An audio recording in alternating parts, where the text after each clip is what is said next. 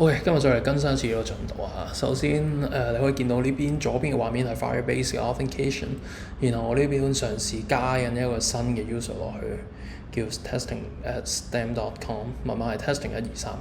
然後加咗落去嘅時候，我翻去 Unity 已經行緊嘅呢一個 editor 入邊咧，將我環境打入去，將我 account and password 打入去。咁第一次登入嘅時候咧，佢會話我密碼錯誤，咁係因為我密碼輸入錯誤啦。咁我再重新輸入一次呢一個密碼，咁 perform 登入。咁你注意到畫面左手邊咧有個新嘅 document 被加入咗，咁呢一個 ID 咧就其實係啱啱嗰個account 嘅 ID 嚟嘅。咁登入咗嘅時候，我哋可以注意畫面嘅左手邊嘅 gender 嗰度而家係0嘅，sorry 係 new 先啊。咁 during 呢個嘅gender selection 呢個叫 introduction 啦，咁佢哋揀咗之後，譬如我撳男生，嗰邊咧就會同時地即刻更新咗 gender 做 M 啦。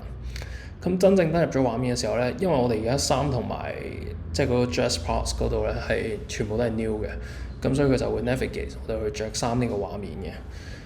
咁啊，見到我呢度隨意就試下我哋所有提供嘅custom 先啦。咁我哋可以見到全部 custom 都可以順利咁着到啦。咁需要 user 佢係全部嘅 pass 都着咗，咁先有個 next step 嘅 button 嘅。咁我呢度繼續嘗試埋所有嘅 pass 啦。而家度配色啦，咁男女通用嘅，個 gender 係決定嗰個性別嘅啫。咁之後再做 extension。咁當我哋撳決定好了嘅時候，你可以見到左手邊嘅畫面有個 just pass， 嗰度就會同時地將個 data pull 咗update 咗上去，咁就入咗畫面啦。咁每次 user 入嚟嘅時候 suppose 咧，如果佢哋嘅帳號係存在資料嘅話，就會入翻嚟個畫面。而家個旋轉係有問題，因為而家用緊 editor， 咁就唔係真正環境，所以就唔需要擔心呢個。咁 editor 就我而家用緊 mouse 去 control 個 rotation 啦。係啦，咁而家我就模擬嘅情況係 user 佢哋 Q app 或者係重新再進入個 app 嘅時候，咁咧就個 system 會 force 佢哋再登入嘅。如果我哋之後要做 session token 嘅話，都係可以做嘅。咁就睇下之後需唔需要呢個 function 啦。咁我而家重新 perform 一次 login 嘅 action， 用同一個 account， 咁登入 login 啦。login 完之後咧，佢就會入咗呢個畫面，就用翻同一套嘅 custom 嘅。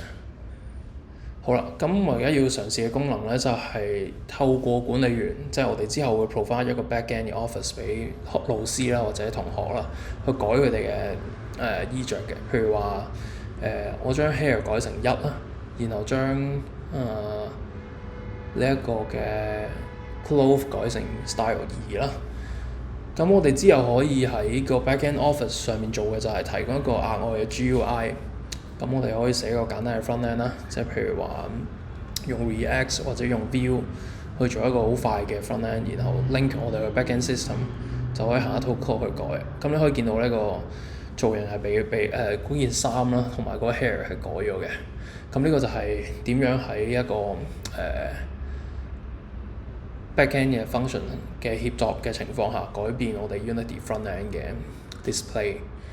咁呢度咧我就簡單有一個 function 去 clear 咗 player pref， 呢個就係Unity 俾佢哋即係本地手機嘅 cache 嚟嘅。咁我就 demonstrate 緊個 idea 就係唔需要依賴佢哋嗰個 local 嘅 storage 嘅 cache 都可以做到個 data fetching 嘅動作。係啦，咁所以呢度嘅 data 就係喺 Firebase 上面讀出嚟嘅。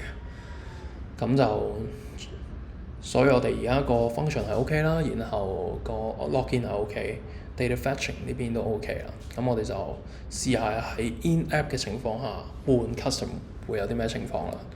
咁呢度好快速地選擇一套新嘅 custom 啦。咁之後呢個功能開唔開放嘅話，就我哋自己再決定啦。